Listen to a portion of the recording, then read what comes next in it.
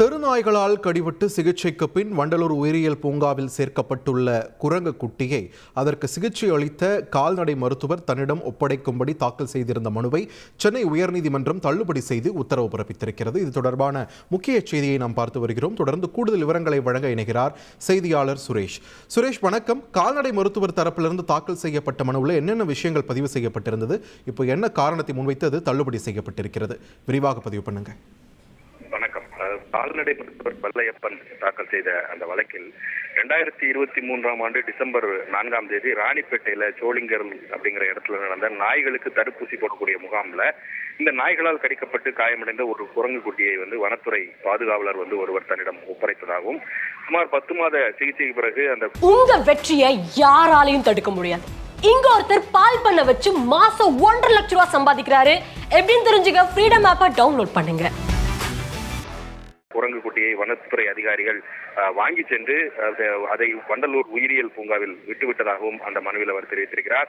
அந்த குரங்கானது பூரண குணமடையாத காரணத்தினால் அந்த குரங்கை தன்னிடம் ஒப்படைக்க வேண்டும் என்று அந்த மனுவில் அவர் கோரிக்கையும் விடுத்திருந்தார். இந்த வழக்கை விசாரித்த உயர்நீதிமன்றம் அந்த குரங்கு குட்டி, அதாவது வண்டலூர் உயிரியல் பூங்காவில் அடைக்கப்பட்டிருக்கக்கூடிய அந்த குரங்கு குட்டியை பார்வையிட மருத்துவருக்கு அனுமதி அளித்து உத்தரவிட்டிருந்தது. அதன்படி கடந்த 9 கால்நடை மருத்துவர் தன்னுடைய மகள் மற்றும் வழக்கறிஞருடன் வண்டலூர் உயிரியல் பூங்கா சென்று அந்த குரங்கை குட்டியை பார்வையிட்டார். இதைத் தொடர்ந்து இன்றைக்கு இந்த வழக்கு நீதிபதி கார்த்திகேயன் முன்பு விசாரணைக்கு வந்தது.